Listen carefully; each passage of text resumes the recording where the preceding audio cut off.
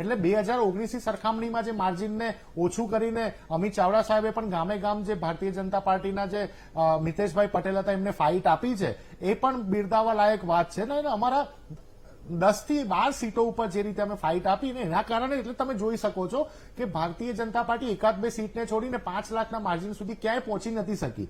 ઘણી બધી જગ્યાએ 1.5 લાખ 2 લાખનું માર્જિન, જ્યાં એક ટાઈમમાં એક સમયમાં 5 લાખ 4 લાખનું માર્જિન હતું. એટલે અમે ના ખાલી એક સીટ જીતવા માટે કેપેબલ થયા છે, અમે ભારતીય જનતા પાર્ટીની બાકીની સીટો ઉપર જે માર્જિન હતું વોટનું માર્જિન એને અડધું કરવામાં પણ અમે સક્ષમ રહ્યા છે. અને એની જ ઇફેક્ટ આગામી કોર્પોરેશન જિલ્લા પંચાયતની ચૂંટણીમાં જોવા મળશે.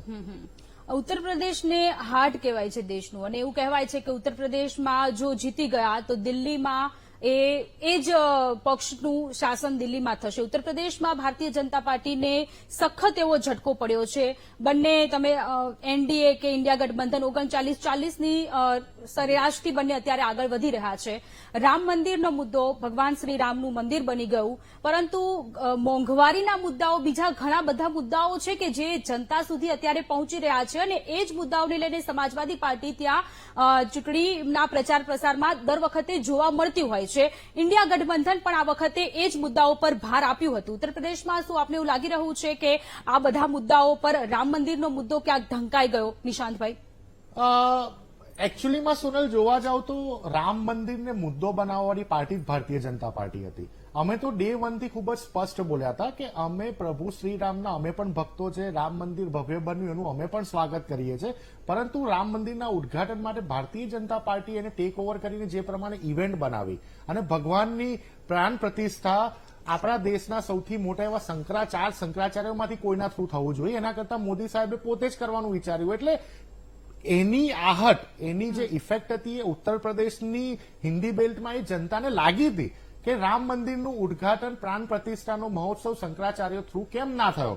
અમે કહેતા હતા ત્યારે લોકો નતા માનતા, અમારા ઉપર ક્રિટિક્સ આવતા હતા, પરંતુ જે રીતે અમારી એલાયન્સ પાર્ટનર સમાજવાદી પાર્ટીએ એક ધરખમ મહેનત કરી, અમે અલાયન્સ કર્યું, કારણ કે અમે 2019માં જોયું કે જે વોટ અમારા આવતા હતા અને સમાજવાદી પાર્ટીના આવતા હતા એનું પ્લસ કરીએ તો ભારતીય જનતા પાર્ટીના કેન્ડિડેટથી આગળ જ નીકળતું હતું, અને એટલે અમે અલાયન્સ ઉપર ખાસ કરીને ફોકસ કર્યું. ઇનફેક્ટ તમે જુઓ કે અમારા જેટલા પણ અલાયન્સ પાર્ટનરો છે, એ આમ આદમી પાર્ટી હોય, ડીએમકે હોય કે પછી આ બાજુ બિહારમાં તેજસ્વી યાદવ હોય, ઝીરોમાંથી સર્જન કર્યું છે અમે. બિહારમાં તેજસ્વી યાદવની એક પણ સીટ નથી, આજે 5 થી 6 સીટો પર આવીને બેઠા. તમે જુઓ કે યુપીમાં અમારી એક પણ સીટ નહીં આવે કહેવામાં આવતું, તો અમે એકલા 5 થી 6 સીટ, અમારા અલાયન્સ પાર્ટનર આજે 34 સીટ લાવતા હોય. સમાજવાદી પાર્ટી, અખિલેશ યાદવની મહેનત, કોંગ્રેસની મહેનત, કારણ કે રાહુલ ગાંધીજીએ, પ્રિયંકા ગાંધીજીએ સાથે રહીને ત્યાં જે રેલીઓ સભા કરીને લોકોને અમારું ન્યાય, નારી ન્યાય, જે અમે દરેક મહિનાને 1 લાખ રૂપિયા આપવાની દર વર્ષે વાત કરી હતી, અમે જે ખેડૂતોના દેવા માફની વાત કરી હતી,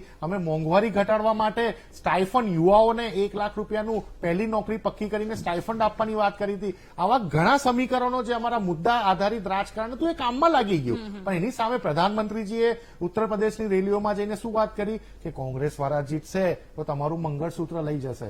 અરે ભાઈ, આ એ જ કોંગ્રેસ છે કે જે 1962ની વોરમાં ઇન્દિરા ગાંધીજીએ પોતાનું તમામ સોનું દેશને અર્પણ કરી દીધેલું. આ એ જ કોંગ્રેસ છે કે દેશના પહેલા પ્રધાનમંત્રી નહેરુજીએ પોતાની 200 કરોડની પ્રોપર્ટીમાંથી 192 કરોડ માત્ર ને માત્ર દેશને સમર્પિત, દેશના વિકાસ માટે સમર્પિત કરેલા. લોકોને ગળે ના ઉતર્યું. તમે એક વાત સમજો સોનલ, લોકોને આજે દેશમાં તમે કોઈ પણ રાજ્યની ચૂંટણી હોય કે હું તો સામાન્યમાં સામાન્ય નાનામાં નાની અમદાવાદની કોર્પોરેશનની પણ ચૂંટણી હોય તો હવે સમય બદલાઈ ગયો છે. હવે તમે જનતા માટે શું કરશો, શું કર્યું તું એનો હિસાબ આપવો પડશે.